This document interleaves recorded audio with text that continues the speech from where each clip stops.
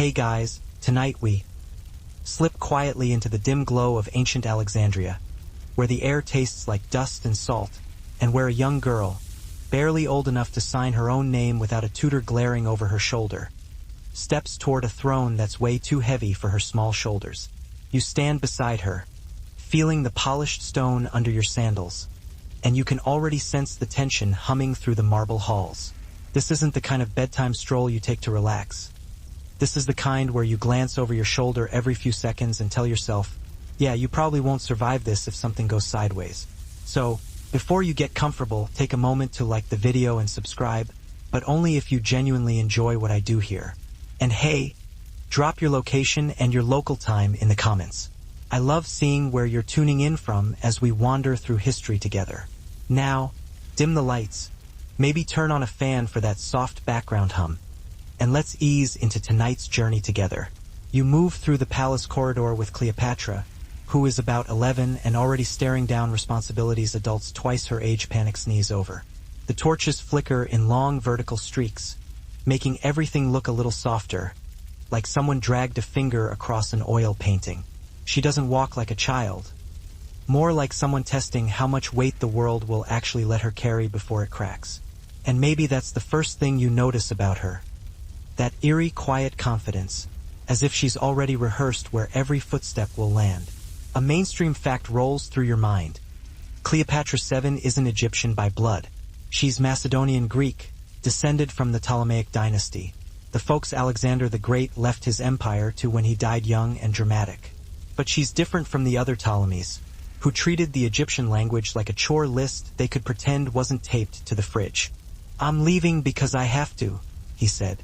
"But if there's anything you want to tell me, anything at all, say it now." The hallway seemed to close around them, the world narrowing to the space between his fingertips and her heartbeat. She felt words swelling inside her, clamoring to be spoken. But which truth did she dare give him? The one that might free him, or the one that might break them both? Her heart pounded so loudly she wondered if he could hear it. Every possible answer, every truth she had swallowed for years, pressed against her ribs, begging to be released. She opened her mouth, and closed it again. He waited, silent, unmoving, but his eyes were pleading with her. Finally, she whispered, "If I tell you, you can't carry it with you." His brow furrowed. "I won't. Promise." She swallowed hard. "And you can't let it change your mind." He stepped closer, their breaths now sharing the same fragile space. "Nothing you say could change what has to happen." She let out a shaky breath and nodded. Then, with a trembling voice, she said the words she had been afraid of for years. "I loved you." For a heartbeat, everything stilled. He froze, not in shock, but in a kind of devastation so raw she felt it in her chest. Slowly, painfully, his lips parted. "You loved me." She nodded, unable to speak more. He inhaled sharply, as if the confession struck something deep inside him. He lifted a hand, then stopped halfway, fingers curling, fighting the instinct to pull her close. "How long?" he asked, voice breaking. She blinked. "Does it matter?" "It matters to me," he said, barely audible. She hesitated. "Since the day you chose everyone else over yourself," she whispered. "Since I saw a part of you no one else cared to see." His jaw tensed. He looked away just for a second, just long enough for her to see the regret carve itself across his profile. "I thought I was protecting you," he said. "You weren't," she replied softly. "You were just leaving." Historians still argue whether her consolidation of power during this period relied more on charisma, political strategy, or sheer force of will. From where you observe, it is a blend. Her intellect, charm, and the threat of decisive action all coalesce into a form of leadership that is at once magnetic and formidable. By evening, Cleopatra walks along the palace terraces overlooking the harbor. The setting sun casts long shadows, the water reflecting light in fragmented patterns across the city. Ships bob gently in the harbor, their crews murmuring quietly, unsure who truly holds authority. Cleopatra's gaze sweeps across them, evaluating, calculating, and silently asserting dominance. You sense that Alexandria is no longer merely a city. It is a stage for her ambitions. And in every measured step she takes, every conversation she conducts, and every glance she casts, the foundation of her legend solidifies. Her world is expanding, her influence growing, and yet the shadows of Rome and her own family loom large. You follow, aware that each move, each whispered word, might tip the delicate balance between triumph and catastrophe. The first time Cleopatra lays eyes on Mark Antony, it's not with awe, not with hesitation, but with a measured curiosity that makes the air around you feel electric. You trudge beside her as she navigates the vibrant streets of the eastern provinces, where the scent of spices, salt, and distant campfires mixes with the constant hum of commerce and intrigue. The world here is both foreign and familiar, filled with opportunity, danger, and the faint, thrilling possibility that every choice could tip history itself. And yes, you probably won't survive if you fail to notice the subtle currents of influence twisting through the crowd. A mainstream historical fact: Cleopatra first met Mark Antony years after Caesar's death, during a time of political upheaval that defined the late Roman Republic. The city of Alexandria seems to hold its breath as Cleopatra moves through the streets with Antony at her side. You trudge alongside them, feeling the uneven cobblestones beneath your feet, the salty breeze carrying whispers of intrigue and rumors that twist through the crowd like invisible threads. And yes, you probably won't survive ignoring the subtle currents that carry both opportunity and danger. A mainstream historical fact: Cleopatra and Antony's alliance produced not only political and military strength, but also a dynasty that would last for decades, solidifying Egypt's power and influence in the Mediterranean. Historians still argue whether their union was driven primarily by passion, political calculation, or a fusion of both. Cleopatra's presence commands attention without demanding it. Market vendors pause mid-transaction, children tiptoe behind baskets of figs, and soldiers instinctively stand straighter. She speaks softly to Antony, conveying strategies and contingencies, while her eyes scan the crowd for loyalty, resistance, and subtle shifts in power. Every gesture is measured, every pause intentional. A quirky detail: a street performer juggles flaming torches near the palace gates, drawing a small crowd. Cleopatra tilts her head, amused, noting how skill and danger intertwine. Much like her own life, a constant balancing act of charm, intelligence, and calculated risk. Even these small spectacles become a lens through which she reads human behavior. News arrives that Roman senators are pressing Antony for decisions regarding the eastern provinces, testing both his loyalty and their alliance. Cleopatra listens with her characteristic poise, digesting each report with precision before issuing recommendations. Every choice she makes ripples outward, influencing not only immediate outcomes but also long-term perception. She actually bothers to learn it, whispering phrases under her breath, practicing inflections until even her tutors raise an eyebrow. You can almost hear one of them mutter, "Well, that's new." But while the throne room ahead glitters with gold leaf and towering lotus-capped columns, you can feel a sandstorm of problems gathering far beyond it. Egypt is broke. Like sell a palace rug to pay the taxes broke, and Rome keeps eyeballing the kingdom the way someone eyes the last slice of cake at a party. Internally, things are worse. Cleopatra's father, Ptolemy XII, nicknamed Aletes, or the flute player, has left behind a political mess that smells faintly of desperation and poorly managed bookkeeping. Historians still argue whether he was a clever survivor or just a very lucky panic gambler who somehow kept dodging disaster until, well, he didn't anymore. You step with Cleopatra toward the dais, the gold throne glinting like it knows secrets it shouldn't repeat. High priests, scribes, generals, and relatives, some friendly, others definitely plotting something sinister involving scrolls and poisoned figs. Watch her.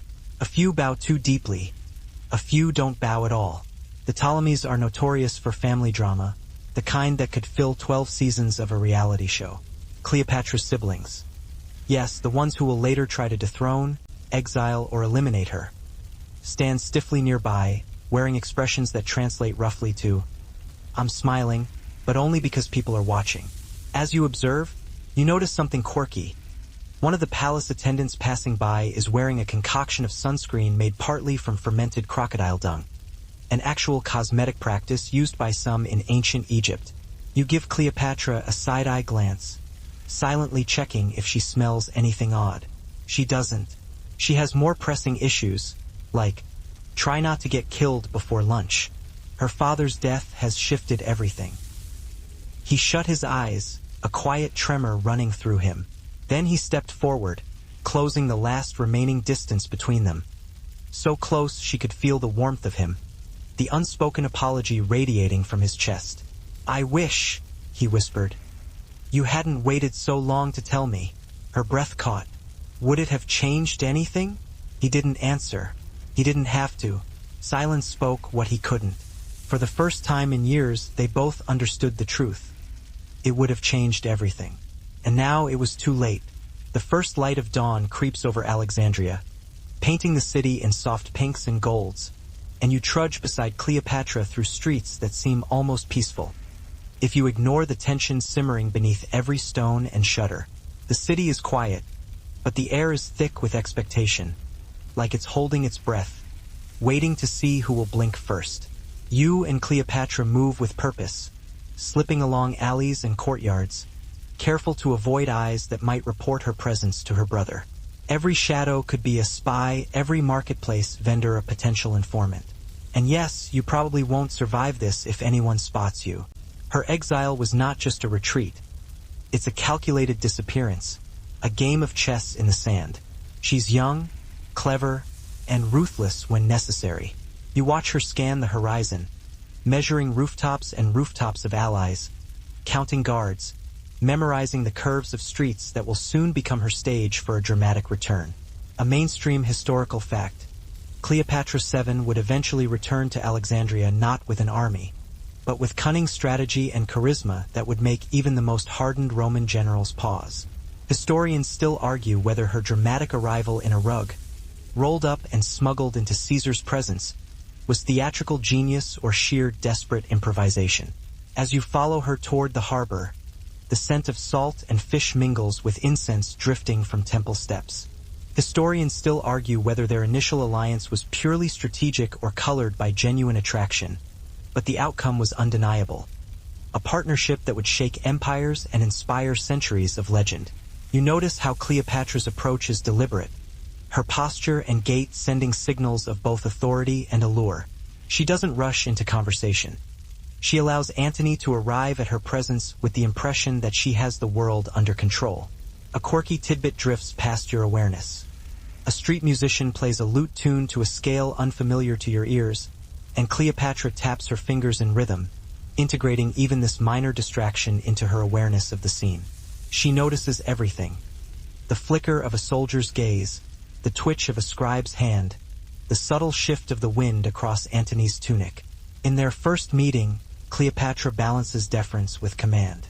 Every word she utters is measured, each pause a subtle test. Antony leans in slightly, intrigued and cautious, feeling the pull of a woman who commands not by force alone but by presence, intellect, and the suggestion of unpredictability. You sense the tension crackling between them, a mixture of politics, strategy, and the early sparks of a partnership that could reshape the Mediterranean. Outside the palace, Alexandria hums with quiet expectancy. Traders whisper of Roman movements, soldiers murmur strategies, and citizens speculate on the queen's decisions. Cleopatra moves through this throng like a conductor guiding an orchestra, each gesture, glance, and word orchestrating loyalty, awe, and submission. Her influence extends beyond the walls of her palace, threading into the streets, the docks, and the hearts of those who watch her carefully. A subtle tension lingers in Antony's demeanor, revealing a man both captivated and wary. Cleopatra exploits this expertly, showing just enough confidence to command respect without revealing her full strategy. Historians still debate how much Cleopatra directly influenced Antony's military campaigns versus advising strategically from a distance.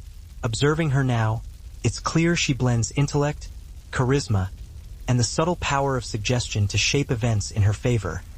weaving Antony's decisions into her own carefully constructed narrative. As evening falls, the sky burns in shades of amber and violet, reflecting off the Nile in shimmering, fragmented patterns. Cleopatra stands at the terrace of her palace, absorbing the view, considering alliances, and anticipating challenges. You feel the weight of history pressing in, the sense that everything unfolding here, every maneuver and word spoken, will echo far beyond this city and time. She turns to Antony, sharing a private glance, a mixture of understanding, caution, and unspoken resolve. The partnership between them is a study in balance. Power and intellect, charisma and strategy, passion and calculation. You realize that every subtle interaction is a test, a negotiation, and a performance all at once. The night deepens and Alexandria hums quietly below, unaware that it is the stage for events that will be recounted for millennia. Cleopatra's mind continues to spin possibilities, risks, and contingencies, preparing for battles, political, personal, and historical, that are yet to come. And you, moving quietly beside her, understand that witnessing her in these moments is witnessing history being meticulously sculpted by one indomitable woman. The air is thick with tension as Cleopatra stands at the palace balcony, looking out over Alexandria one last time before the decisive moments ahead. You trudge beside her, feeling the heat of the day soften into a gentle evening breeze that carries the scent of lotus, incense, and distant saltwater. The city hums quietly below, oblivious to the storm of decisions, alliances, and rivalries swirling around its queen. According to his will, Cleopatra is supposed to co-rule with her younger brother Ptolemy XIII, but you can already sense how that's going to go. Think of it as a group project where one student is brilliant, prepared, and a little too ambitious, while the other is basically a child with a crown the size of a salad bowl and a team of advisors whispering, "You could totally take control, kid. What's the worst that could happen?" Spoiler a lot. The priests begin reciting formal proclamations in voices so deep they shake dust loose from the ceiling. Cleopatra listens with a stillness that's almost unnerving. Everything in the room seems to vibrate between triumph and impending disaster. You swear you can hear Rome breathing from across the Mediterranean. She reaches the throne and pauses, inhaling the cool air that smells faintly of incense, papyrus, and anxiety. You stand right behind her, feeling the weight of her future stacking itself like stone blocks. She sits, not timidly, not hesitantly, but with the kind of certainty that makes you believe she's been rehearsing this moment in her dreams since age 5. Her advisors swarm instantly. Some congratulate her. Others mutter warnings about grain shortages, border skirmishes, or a Roman envoy demanding payment yesterday. Please. Cleopatra absorbs every word like a sponge soaked in strategy. You admire how she doesn't flinch, but inside the cracks of her calm expression, you detect something more fragile. The awareness that she's inheriting not just a kingdom, but a kingdom already halfway swallowed by its own debts and surrounded by hungry empires. Egypt isn't the unstoppable force it once was. It's more like a lion in the desert, still dangerous, still majestic, but limping. The ceremony winds down, and Cleopatra rises, scanning the room as if memorizing each face for future betrayals. The siblings exchange stiff nods, technically polite, emotionally volcanic. The city's usual chaos, merchants shouting prices, children chasing stray animals, donkeys braying, is muted here, almost reverent. Cleopatra moves like someone who knows every path, every vantage point, every potential threat.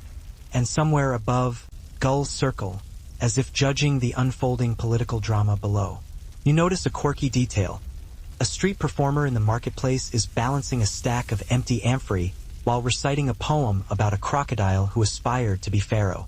Cleopatra allows herself a faint smirk at the absurdity, the first real hint of amusement you've seen since exile began. It's fleeting, but it humanizes her. A queen, yes, but also a young woman capable of delight even amid danger. Her entourage whispers updates from scouts. Roman ships sighted offshore, rumors of local uprisings, whispers of betrayals among her brother's advisors. Every piece of information is a thread she weaves into a tapestry of her plan. She pauses by a fountain, trailing her fingers through the water, thinking not about the heat or the sand but about timing, alliances, and optics.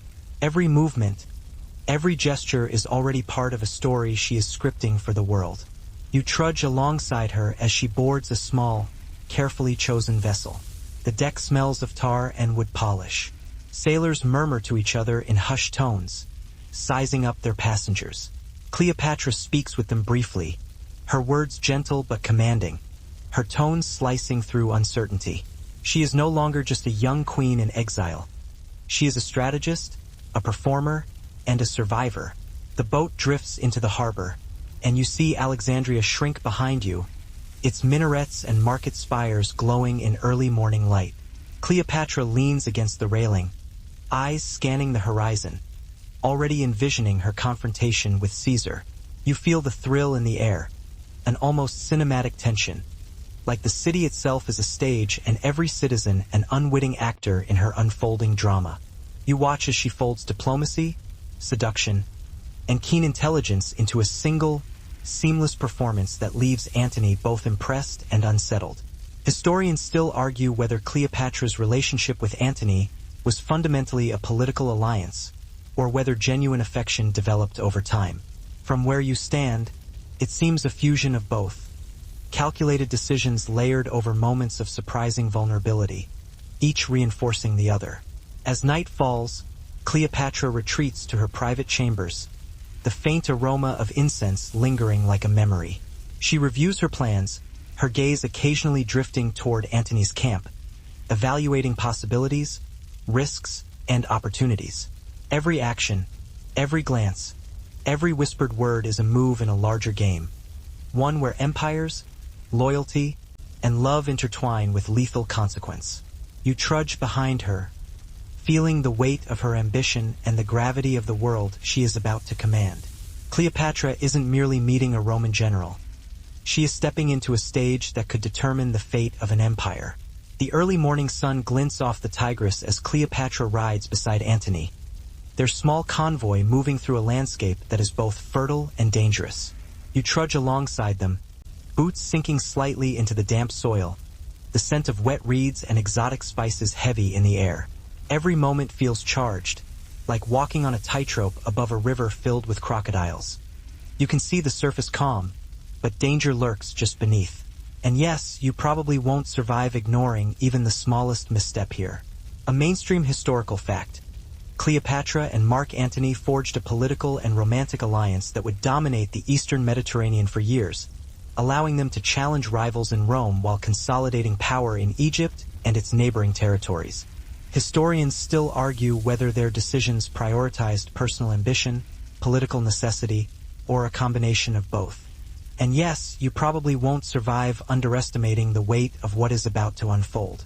A mainstream historical fact: Cleopatra's final years were defined by the ultimate confrontation with Rome, a struggle that pitted her intelligence, diplomacy, and resources against the overwhelming might of the empire. Historians still argue whether her strategic miscalculations or the inexorable power of Rome sealed the fate of Egypt.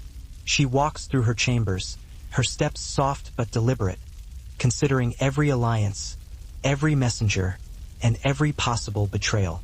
Antony is nearby, sharing counsel in hushed tones, the two of them operating in a delicate dance where every word carries multiple meanings.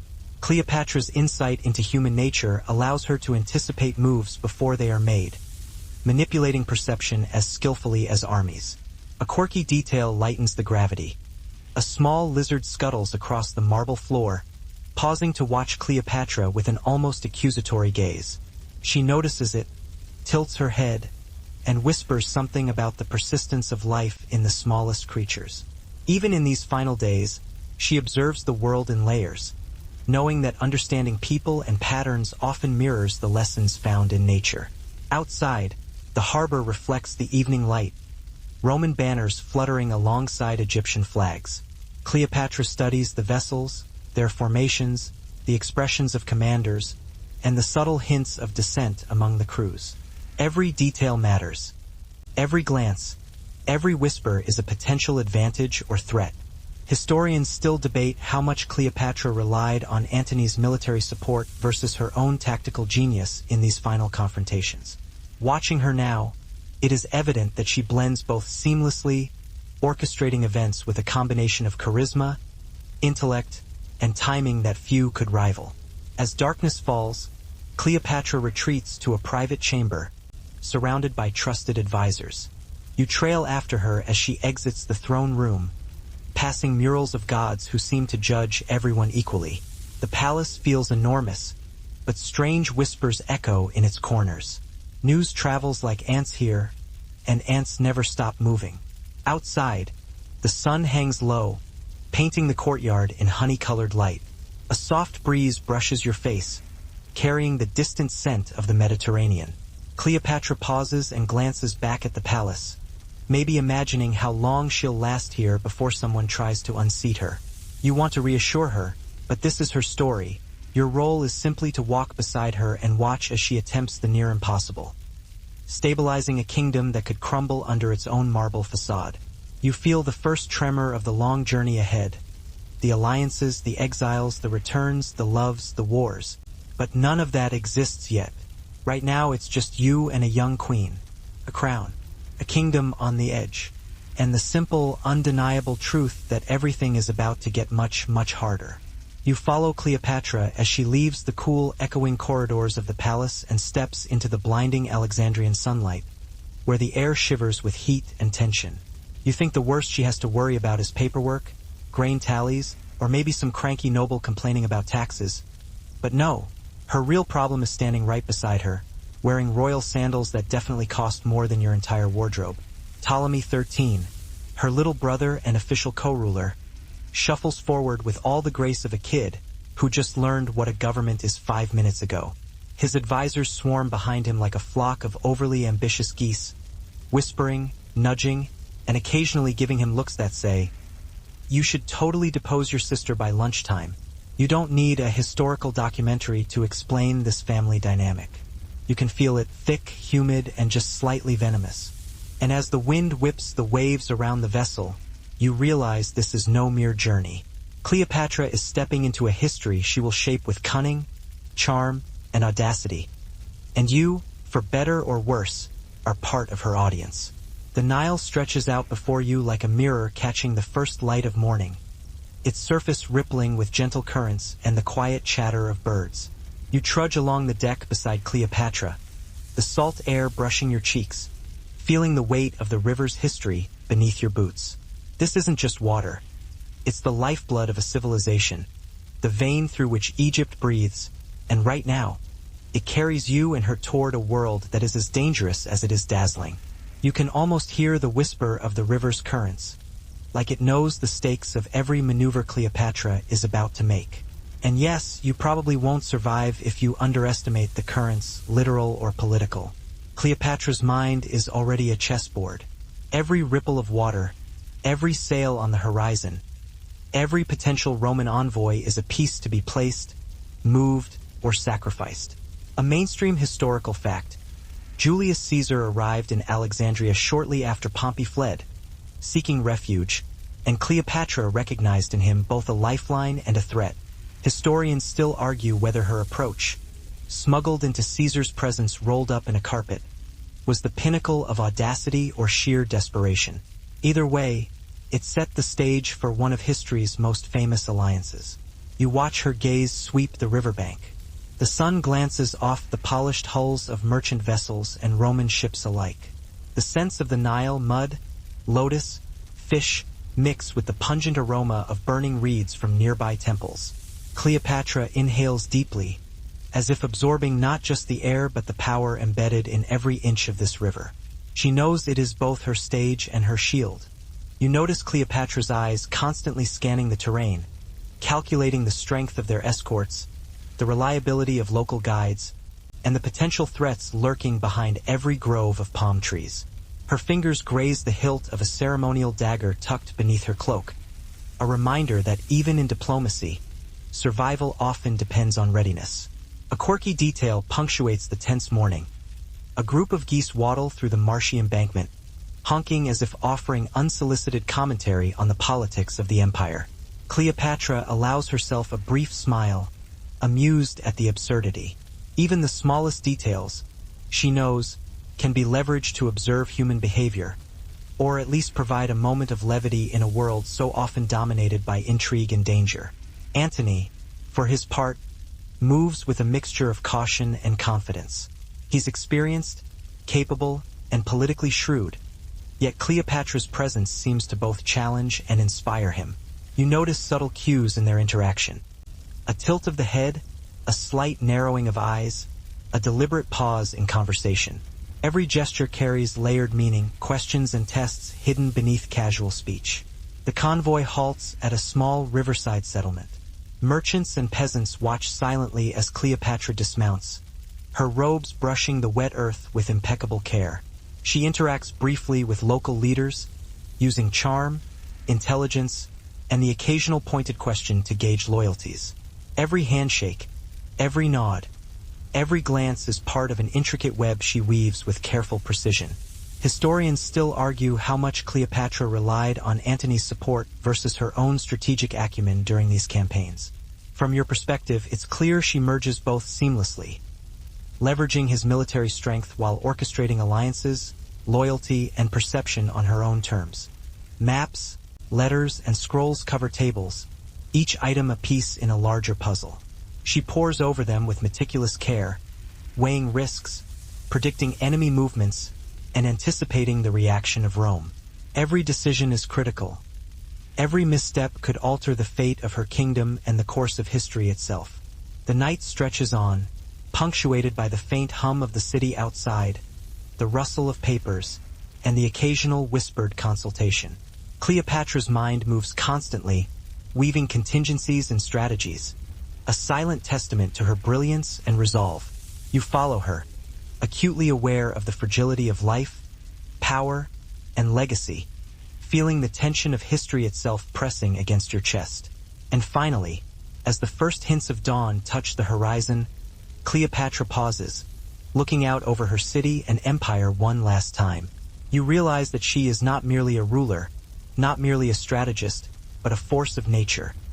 A woman who shaped history with intellect, audacity, and an unyielding grasp of destiny.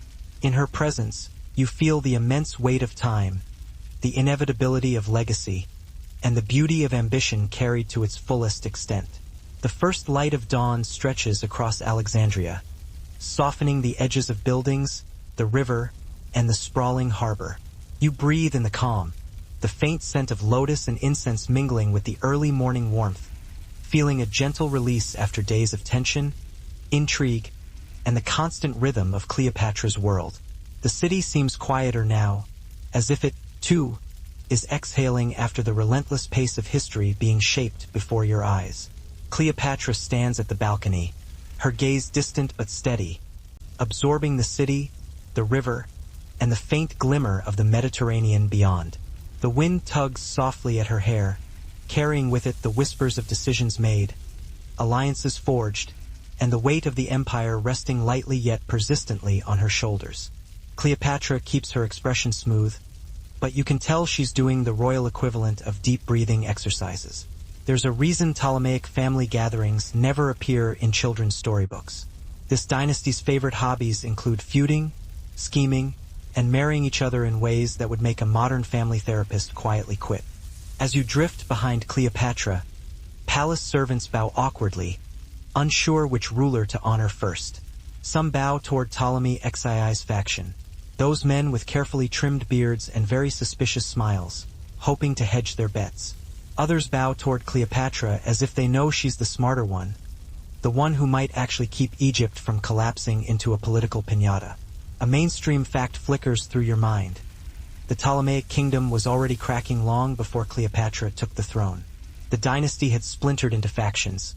Foreign influence seeped into every government corner, and Rome loomed over Egypt like that one friend who says, "I'm not hungry," but then eats all your fries. And while historians still argue whether Cleopatra's father intentionally sowed chaos to keep his children dependent on foreign allies or whether he was simply struggling to keep the kingdom afloat, one thing is clear. His death didn't leave a power vacuum. It left a power black hole. Cleopatra notices you studying her brother's advisors, especially the tall, hawk-nosed eunuch named Pothinus, who looks like he files his teeth into points for fun. He's already whispering in Ptolemy Xi's ear, his tone sugary sweet, dripping with, maybe your sister shouldn't have opinions. Cleopatra doesn't react. She never reacts, at least not in public. But you feel her jaw tighten the way someone tightens the lid on a jar they're not ready to open yet. You all cross into the inner garden, where the scent of lotus blossoms does its best to distract from the faint aroma of political betrayal. A quirky moment interrupts the gravity of the scene. A flotilla of geese, royally regal if slightly judgmental, honk at a small barge full of traders.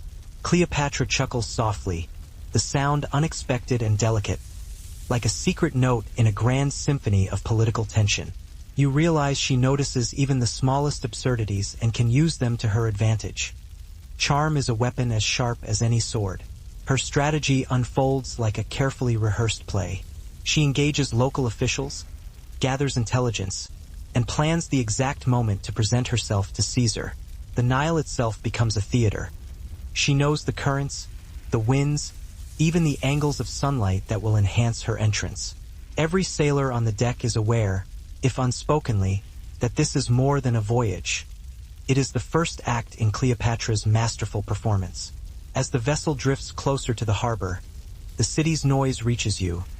Vendors hawking fish, children shouting, the distant clang of a smith's hammer. Cleopatra remains poised, her gaze fixed on the horizon where Roman banners flutter. Her pulse quickens, not from fear, but from anticipation. You sense that the Nile is teaching her patience, reminding her that timing is as crucial as courage. And then you glimpse Caesar himself. He stands on the docks, a figure of authority, power radiating from him like heat from the desert sun. Cleopatra studies him, measuring, calculating, deciding how to present herself. Not as a desperate refugee, but as a queen who commands loyalty and intrigue in equal measure. Every gesture she rehearses in her mind, every tilt of her head, every flicker of her eyes, is a signal that this meeting is her moment to seize. You trudge along, heart pounding, as Cleopatra's small boat glides into the harbor. The river carries her forward, but it also carries the weight of expectation, the threat of betrayal, and the thrilling uncertainty that comes with standing on the edge of history. By midday, the convoy reaches the palace at the heart of the region, a sprawling complex with high walls, busy courtyards, and the faint hum of political tension. Cleopatra navigates it like someone born to lead, issuing directives, interpreting reports, and reading the subtle expressions of her attendants as though they were open scrolls. The day stretches on with meetings, inspections, and decisions that ripple outward, affecting towns, troops, and rival factions alike. You follow her through every moment, sensing the pressure, the strategy, and the delicate balancing act required to maintain control over a world in constant flux. And as the sun dips toward the horizon, painting the river in gold and shadow, you realize something profound. Cleopatra doesn't simply react to history. She bends it, molds it, and choreographs it, one calculated move at a time. Night falls over Alexandria like a velvet curtain, heavy with the scent of salt, spices, and the faint tang of the harbor. You trudge alongside Cleopatra as she moves through the softly lit corridors of her palace, the flickering torchlight casting shadows that dance across the walls. Even in darkness, her presence commands the space, a combination of quiet authority and the awareness that every ear, every eye, could be watching. And yes, you probably won't survive underestimating the tension simmering behind these walls. A mainstream historical fact: Cleopatra's reign required constant negotiation with both internal factions and foreign powers, including Rome, which loomed ever larger in the political landscape. Historians still argue whether her adept manipulation of Roman alliances was a demonstration of genius, sheer necessity, or both intertwined. You notice how she pauses at the edge of the balcony, looking out over the harbor where the water mirrors the night sky. Ships bob gently, lanterns reflecting on the waves, while the faint murmur of sailors and merchants carries over the water. You notice the grace in her stillness, the way she embodies both power and quiet reflection, a presence that commands attention without raising its voice. The scents, sounds, and textures of Alexandria fade into a gentle lull, the murmur of distant water, the soft calls of waking birds, the quiet stir of life beginning anew. Cleopatra's mind, always calculating, finally allows a breath, a fleeting moment of calm where the pulse of ambition slows just enough to appreciate the city she has molded, the people who look to her, and the legacy she will leave behind. You feel a soft ease settle over yourself, carried by the rhythm of the city and the gentle cadence of her presence. The tension of intrigue, power struggles, and endless decisions softens, replaced by a quiet reverence for history unfolding. Cleopatra's story, though marked by audacity and danger, also holds moments of humanity, observation, and reflection. Reminders that even the greatest figures experience small, intimate pauses amidst monumental events. And as the morning deepens, you take a final glance at the queen and the city she commands, letting the quiet beauty of this moment linger. Alexandria continues to breathe, Cleopatra continues to think, and you, quietly, carry the echo of history in your chest. A fountain trickles softly, as if trying to calm you down. It fails. Two royal scribes approach Cleopatra with scrolls in their arms, their eyes darting nervously toward Ptolemaic XII's group. Cleopatra studies each scroll with sharp attention, her lips moving just slightly as she skim-reads faster than some people breathe. The tension between siblings grows thicker, stretching like pulled taffy. You're not an expert in ancient royal etiquette, but even you can tell that each polite phrase is hiding a dagger. Cleopatra speaks kindly to her brother, praising him for his eagerness to learn. He responds with a nod that translates roughly to, "I'm plotting your downfall as soon as I figure out what downfall means." Meanwhile, the advisors lurking around him exchange looks full of silent conspiracies. You pick up one phrase floating on the breeze, "Too much power for a girl," and your eyebrows shoot so high you're pretty sure you just rewrote your own hairline. Cleopatra hears it too. She doesn't break stride, but her eyes shift, sharpening like a blade pulled just slightly from its scabbard. To distract yourself, you glance around the garden and catch something quirky. A palace pet monkey in a tiny gold collar. Yes, a real monkey. Steals a fig from a passing servant and then scampers up a column to look both smug and offended that nobody applauds. Cleopatra watches it for a heartbeat, then whispers something to a maid, maybe a reminder about feeding schedules, or maybe just a moment of relief from the increasingly suffocating politics around her. But Ptolemy XII's advisors aren't relaxing. They gather near the shade of a palm tree, muttering. They're planning something, not a full coup yet, but a test, a nudge, a small push to see how far Cleopatra will bend before she snaps. They encourage the young king to start issuing decrees without Cleopatra's approval, insisting it's part of his growth as a ruler. You can almost see the wheels turning in his head. She is not just navigating a river, she is navigating fate itself. And as the city draws closer, you realize that the Nile has done more than transport you. It has set the stage for the encounter that will change the course of Egypt forever. The city of Alexandria seems to hold its breath as you and Cleopatra step onto the harbor. The salt-laden air mingles with the faint aroma of roasted fish and incense, creating a sensory collage that somehow feels both ordinary and monumental. You trudge beside her along the bustling docks, feeling the cobblestones underfoot, slick with morning dew and the occasional spill from merchants' carts. Every face you pass is a potential witness, a potential informant, a potential pawn in a game you've only just begun to understand. And yes, you probably won't survive misreading even one of them. Cleopatra's eyes scan the crowd, taking in soldiers in Roman tunics, local officials in flowing robes, and the occasional dockhand who has no idea he's watching history unfold. She doesn't speak at first. She doesn't need to.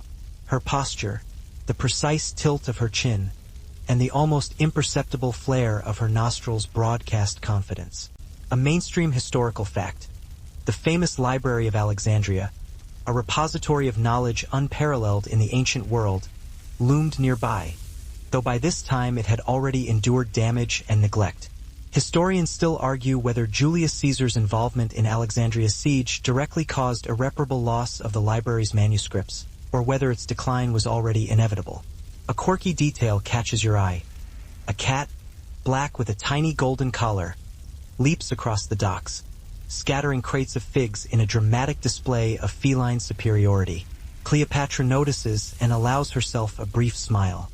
You can tell she appreciates such small interruptions of chaos, knowing that even in turmoil, life insists on absurdity. Cleopatra seems almost to draw energy from the scene, absorbing the ebb and flow of life and politics simultaneously. A quirky detail. A small mongoose scurries across the terrace, seemingly inspecting the palace guards with what looks like disapproval. Cleopatra smiles faintly, whispering a soft remark to one of her attendants about how even animals have an instinct for who rules. It's a fleeting moment, but it underscores her constant attention to the world around her, absorbing lessons from everything, serious or absurd.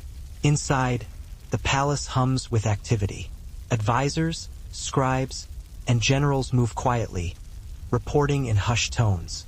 Cleopatra listens, asks pointed questions, and makes decisions that ripple outward with unseen consequence.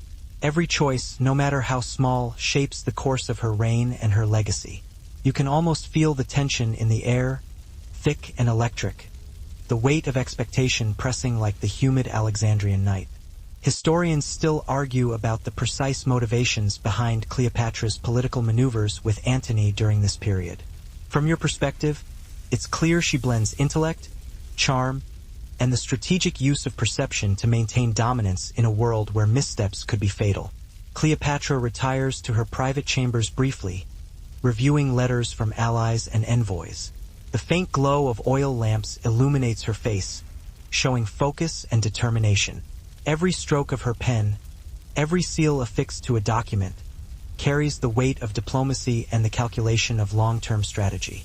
The night stretches on, punctuated by soft footfalls in the hall, the distant clinking of armor, and the occasional whispered report.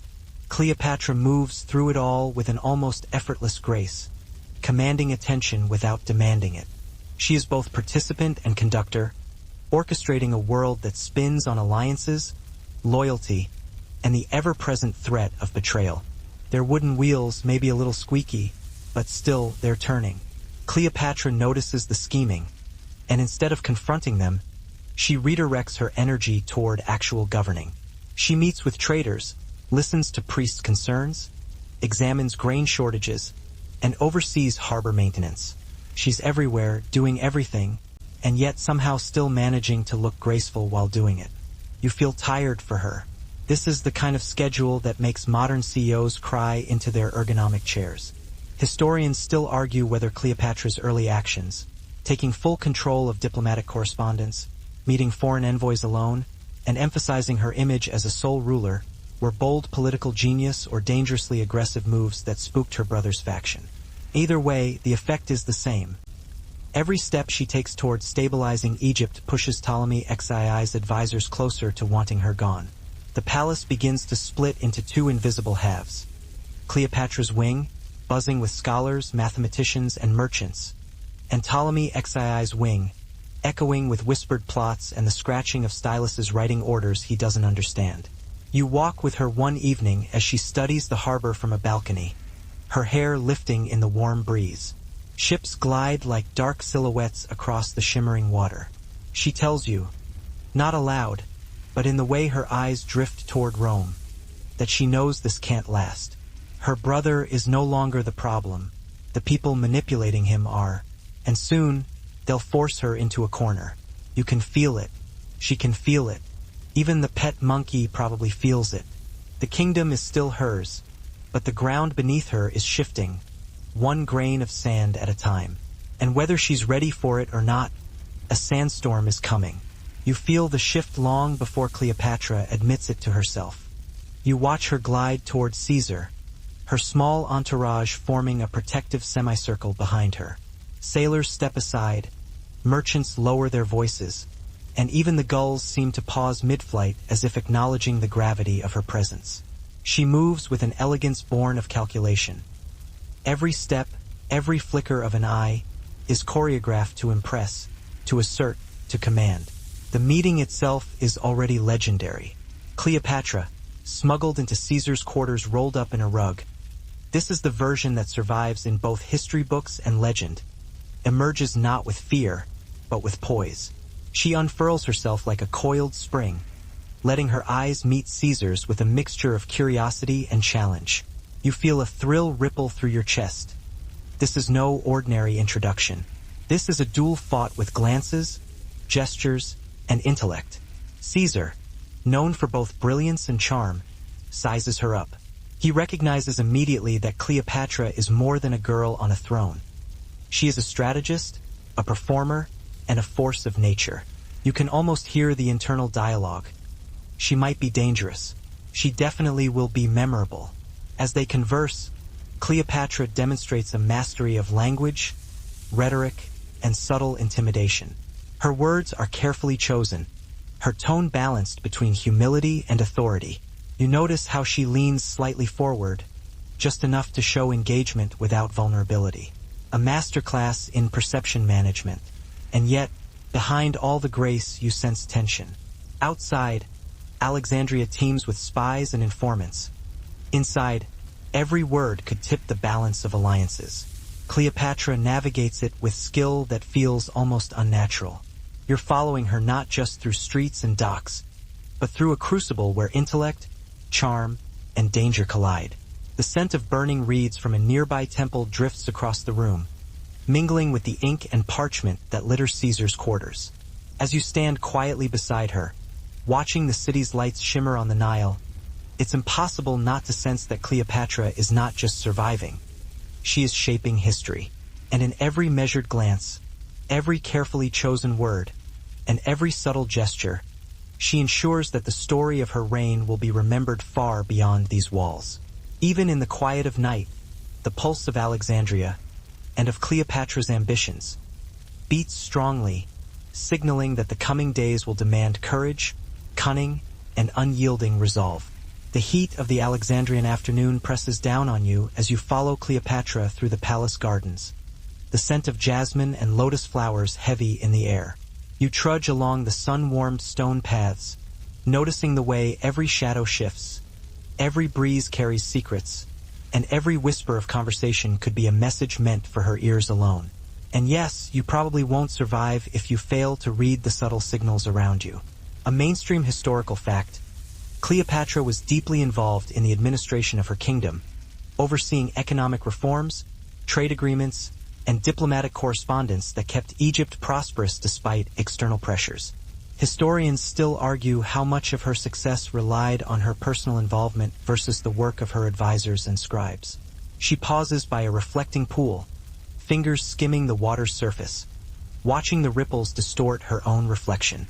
Cleopatra studies everything: faces, gestures, even the way the sunlight plays across the city, absorbing information, calculating possibilities, and determining which alliances are reliable.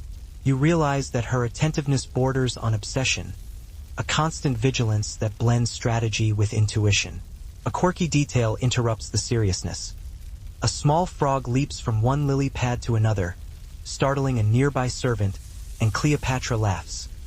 A soft, deliberate sound that cuts through the tension like sunlight. It's in the way palace corridors grow quieter when she walks by, in the way certain guards suddenly avoid eye contact, in the way the scribes who used to greet her now seem to fold themselves into corners like nervous origami. Power doesn't vanish overnight. It frays, like threads tugged loose from a royal cloak, and as the threads loosen, you stand beside her, tracking every pulled string. It doesn't take long before the whispers harden into orders. Ptolemaic XII's faction, emboldened by their own echo chamber of bad ideas, begins tightening their grip. Decrees are issued without Cleopatra's seal.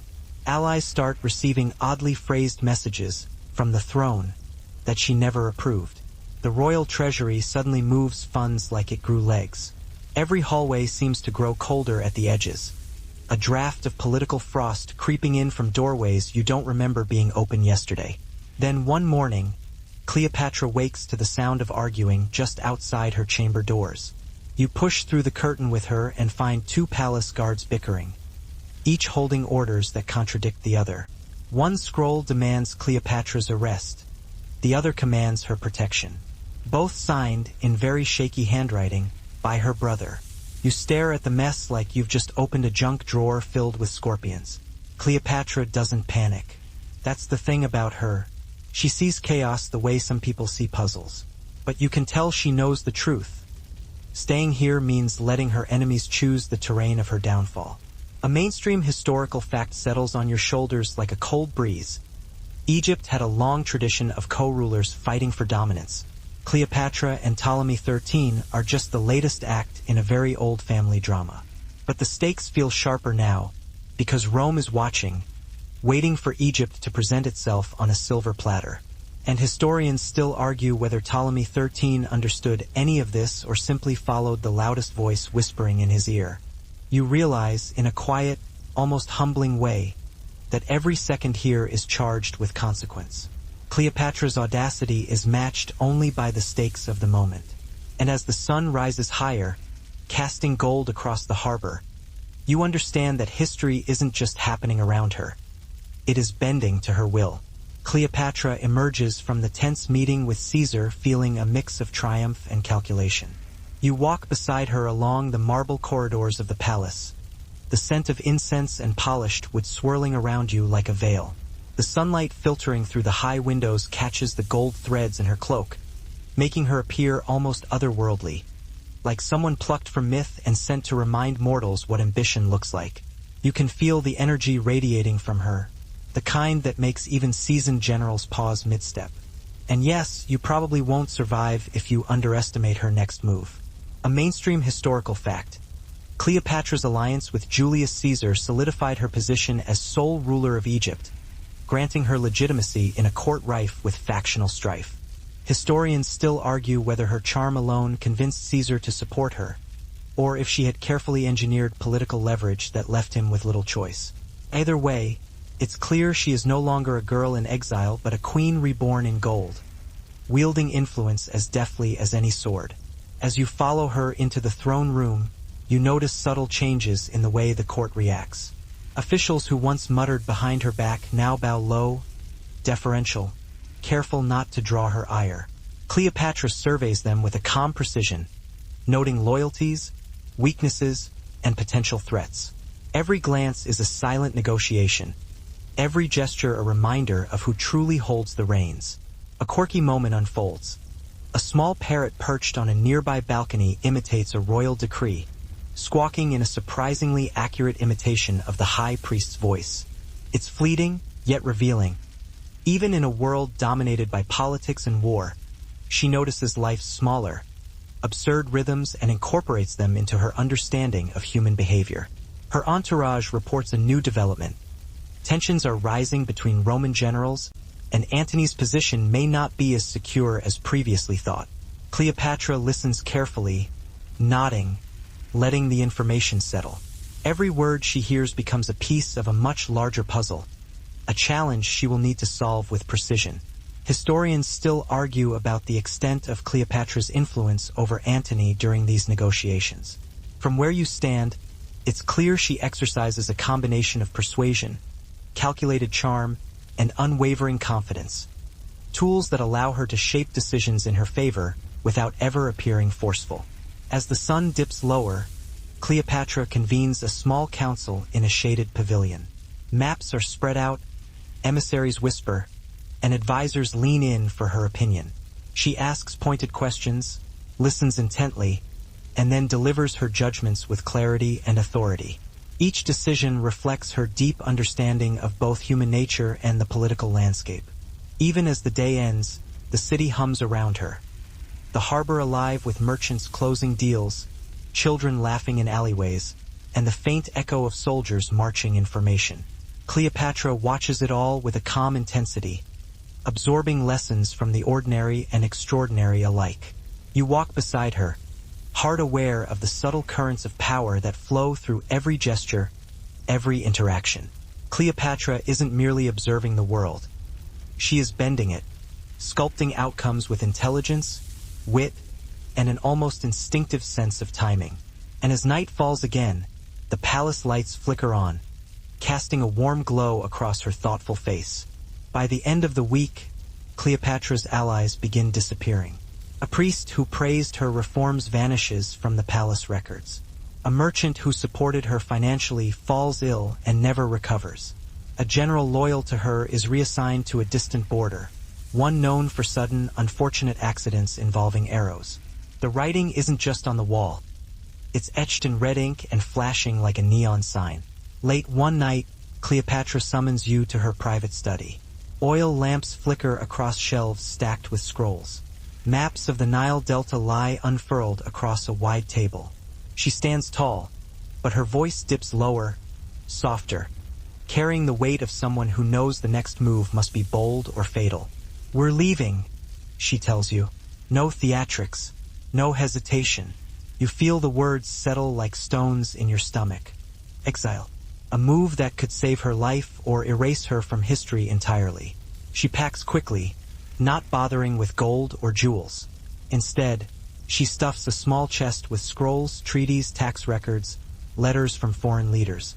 Knowledge, you realize, is her real treasure. She throws a dark cloak over her shoulders, ties her hair back, and motions for you to follow. You slip out through servant passages smelling faintly of bread and charcoal. The walls feel thinner here, like the palace is shedding its grandeur as you move farther from the throne. Every footstep carries a risk. You half expect an ambush around each corner. Guards ready to drag her back with accusations written by someone else. But instead, you reach the stables without incident. Cleopatra picks a horse herself, checking its hooves as if she does this every morning before breakfast. A quirky moment unfolds when a sleepy stable cat, apparently the unofficial supervisor of nighttime horse activities, parks itself on Cleopatra's saddle like it's inspecting her technique. Cleopatra whispers something to it in Egyptian, and the cat narrows its eyes, clearly judging the political situation. Cleopatra chuckles softly, a sound like wind rustling through papyrus, and leans toward you to whisper, "Even the animals understand power when they see it." You smile, realizing she sees the world in layers of meaning few ever notice. She sits on her throne, adjusting the diadem on her head with a practiced motion that conveys authority without effort. The courtiers lean forward, eager for her first words. She speaks, her voice clear and measured, commanding respect while subtly testing their reactions. Every sentence is carefully constructed to reinforce her sovereignty, remind allies of her intellect, and subtly unsettle those who might oppose her. Outside the palace, Alexandria hums with the energy of a city in transformation. Merchants shout prices, children play in the streets, and the scent of baked bread mixes with the ever-present aroma of the Nile. Cleopatra's presence is already reshaping the rhythm of the city. Her influence extends beyond walls and gates, threading through every market, temple, and harbor. You realize that her reign will be remembered not just for power but for the way she commands perception. A tense moment arises when a messenger delivers news of unrest in the Delta. Cleopatra listens, nods, and issues instructions with precision. You notice her eyes flick to you, a silent acknowledgement of your presence and a quiet test of your awareness. Every choice she makes reinforces the delicate balance she must maintain between diplomacy, strategy, and spectacle. Historians still argue whether Cleopatra's policies favored Rome too heavily or were shrewd moves to protect Egypt from external threats. From where you stand, observing her navigate intrigue with effortless grace, it's clear that she views each challenge as an opportunity, a chance to consolidate power, outmaneuver rivals, and reinforce her legend. You understand, with a quiet certainty, that Cleopatra's reign is as much about perception and diplomacy as it is about politics, and that the choices she makes in these quiet moments will echo through history. The next morning, the scent of the Nile drifts across the palace terrace, mingling with the faint aroma of baked bread and incense from nearby temples. You trudge alongside Cleopatra as she surveys Alexandria with the practiced gaze of someone who knows every corner, every market stall, and every ally or potential enemy by sight. The city hums beneath her, but she walks through it as though the rhythm of life itself bends to her command. And yes, you probably won't survive ignoring the subtle currents she reads so easily. A mainstream historical fact, Cleopatra's influence extended far beyond Egypt's borders, reaching into Roman politics and the Mediterranean trade networks. Her reign coincided with one of the most turbulent periods of the late Roman Republic, forcing her to balance diplomacy with displays of calculated power. Historians still argue how much of her strategy relied on personal charisma versus careful political planning. She pauses at the harbor, watching the rippling water reflect the sails of Roman vessels and Egyptian trading boats alike. Cleopatra's mind processes every detail: the positioning of ships, the faces of commanders, the murmurs of dock workers. It's not just observation. It's analysis, prediction, and strategy all at once. You realize that her attention to minutiae is what allows her to control outcomes others would consider unpredictable. A quirky moment occurs as a flock of ibis birds descend on the riverbank, their calls creating a chaotic symphony. Cleopatra tilts her head and watches them with amusement, noting how even animals follow instinct, much like the humans she manipulates with precision. This small detail reminds you that she sees patterns where others see randomness, and she uses that insight to her advantage. You help her onto the horse, and soon the palace is behind you, shrinking into a silhouette against the moon. You ride in silence through the outskirts of Alexandria. The city is restless tonight, soft voices drifting from windows, merchants snoring against carts, waves hissing against the harbor stones. Somewhere in the distance, a dog barks, annoyed that history is happening past its bedtime. You follow the coastline south, the moon guiding your path. After several hours, Alexandria becomes a distant glow. The wind brushes sand across your boots as you enter the desert roads, leaving behind the familiar scent of the sea. Cleopatra doesn't look back. That's the thing about her. She rarely mourns a moment she hasn't finished turning into an advantage. By dawn, you reach the edge of Pelusium, a border town noisy with traders and suspicious guards. The markets here smell like spices, sweat, and mildly questionable fish. Cleopatra lowers her hood as you weave through stalls. She speaks with a group of loyal soldiers who've been quietly waiting for her command since her father's reign. They greet her with respect and a little worry. They escort you farther east, away from the watchful eyes of Ptolemaic agents. With each mile, you can feel the kingdom slipping from Cleopatra's fingers, like sand running through an open palm. And yet she doesn't break. She doesn't cry. She doesn't rant about betrayal. Instead, she studies the horizon with the intensity of someone planning a way back. Because she is planning. She always is.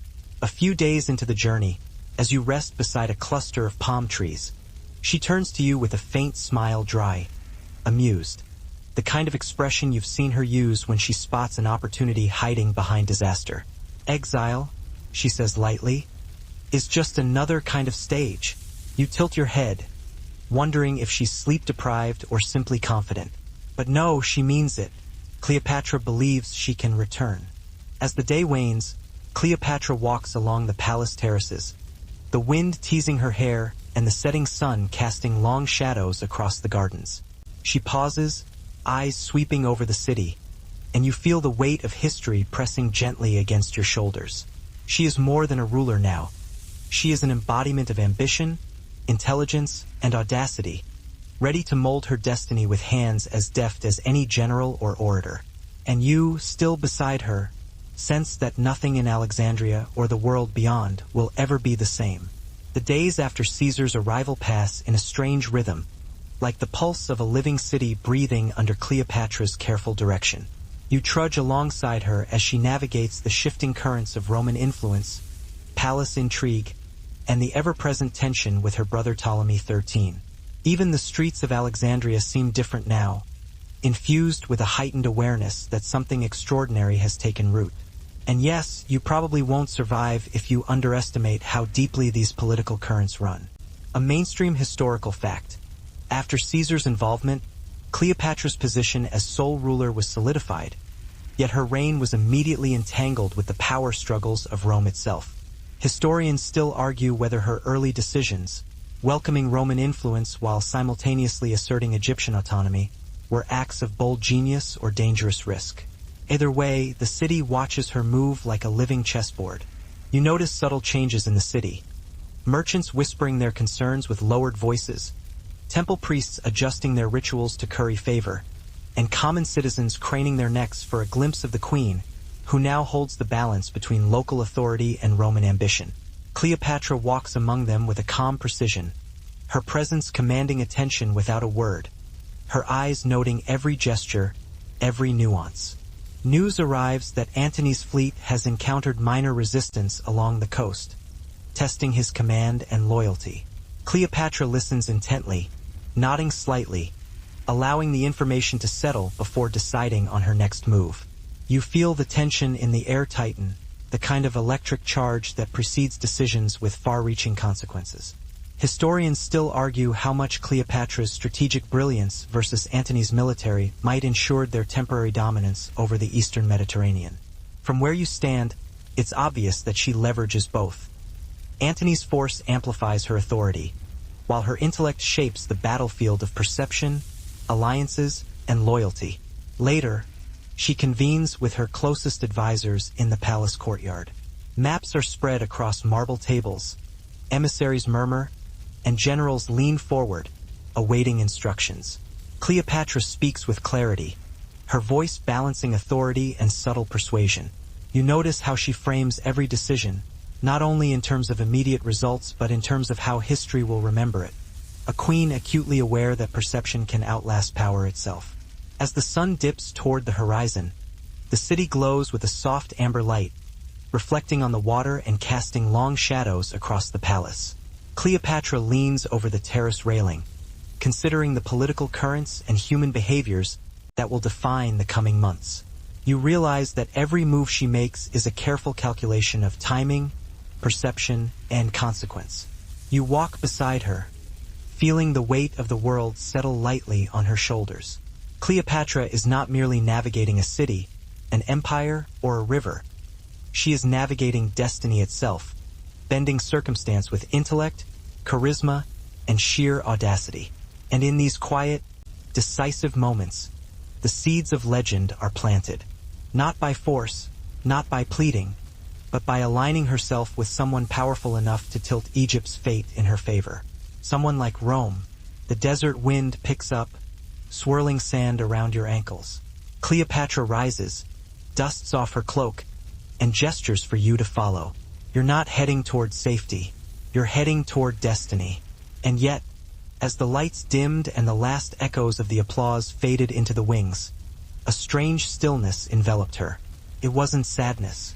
It wasn't relief. It was something quieter, deeper, like standing on the edge of a vast and unfamiliar ocean, knowing the tide was about to pull her somewhere she had never been before. She stepped backstage, heart still trembling from the crowd's warmth.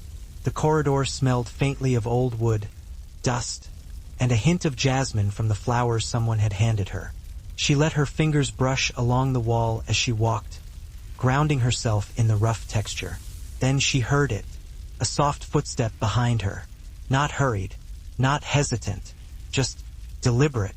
She turned, and for a moment the world seemed to exhale.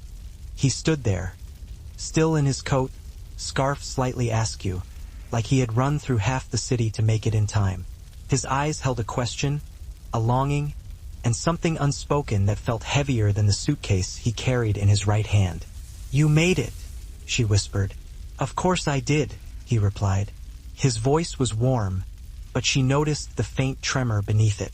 For a heartbeat, they simply looked at each other.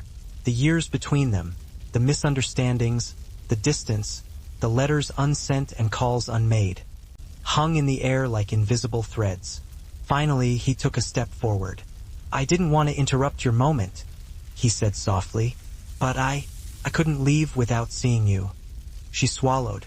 "You're leaving tonight?" He nodded. "To where?" Her voice was barely more than breath. His eyes shifted, just enough for her to feel the truth before he spoke it. "Far." A quirky detail emerges.